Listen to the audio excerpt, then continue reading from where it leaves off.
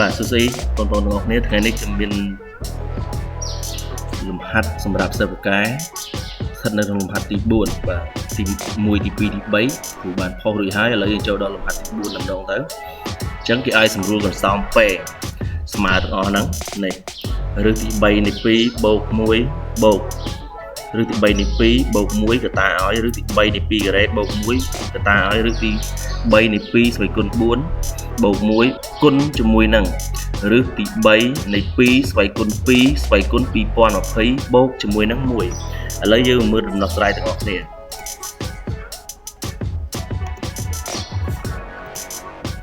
បាទសម្រាប់កន្សោមមួយនេះវាមានច្រើនកលៈណាស់តែយើងត្រូវធ្វើម៉េចដើម្បីងាយស្រួលក្នុងការសម្រួលហើយសម្រួលយ៉ាងម៉េចអញ្ចឹងដើម្បីឲ្យវាសម្រួលបានតលតែវាអានេះសម្រាប់ផលគុណដើម្បីវាសម្រួលបានតលសេរីវាទៅជាផលចែកអានេះកន្លែងឬទី3នៃ2សន្មតថាជាអក្សរកាយមួយឬក៏អាយមួយទៅអញ្ចឹងយើងបានការបូក1អញ្ចឹងយើងដើម្បីវាខ្លាយជាវិភាគយើងប្រើសារភាពមួយដែលមានតម្រុកកាការ៉េដក1ស្មើនឹងការដក1កតាឲ្យការបូក1អញ្ចឹងយើងទាញរកការបូក1គេមកស្មើការការ៉េដក1លើការដក1បន្តមកទៀតយើងធ្វើការយកតម្លៃការគឺយកតាមប្រណមួយនេះអញ្ចឹងការស្មើនឹងរឹសទី3នៃ2រឹសទី3នៃ2ការ៉េរឹសទី3នៃ2ស្វ័យគុណ4ដល់រឹសទី3 2ស្វ័យគុណ2ស្វ័យគុណ2020បាទអញ្ចឹងយើងឲ្យវាតាមដំណាក់កាលទៅចូលទៅក្នុងសារភាពរបស់យើងមកអញ្ចឹងយើងបានរឹសទី3នៃ2បូក1ស្មើនឹងរឹសទី3នៃ2ការ៉េដក1នៅលើរឹសទី3នៃ2ដកជាមួយនឹង1អញ្ចឹងករណីមួយទៀតគឺការស្មើរឹសទី3នៃ2ការ៉េបូក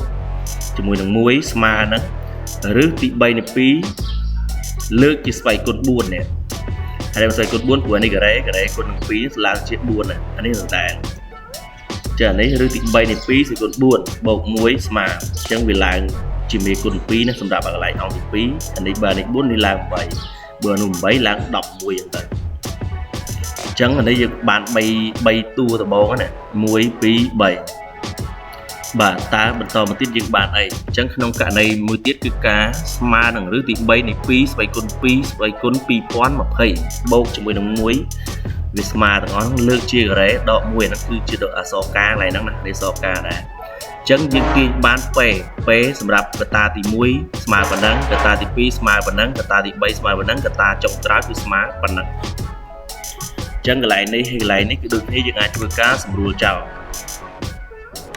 កន្លែងនេះសម្រួលមួយកន្លែងនេះហើយកន្លែងនេះសម្រួលមួយកន្លែងនេះកន្លែងនេះប្រកាសជាសម្រួលមួយកន្លែងនេះហើយកន្លែងចុងក្រោយនេះប្រកាសជាសម្រួលមួយភាគបែបនេះអញ្ចឹងអ្វីដែលនៅសល់ខ្លះក្នុងហ្នឹងអញ្ចឹងអ្វីដែលនៅសល់គឺ1នៅលើរឹសទី3នៃ2ដក1កតាឲ្យរឹសទី3នៃ2ស្វ័យគុណ2ស្វ័យគុណ2020ដក1ហើយសូមបញ្ជាក់ដែរសម្រាប់ការ៉េនេះគឺជាការ៉េរបស់អាលេខ2នេះទេមិនមែនជាការ៉េរបស់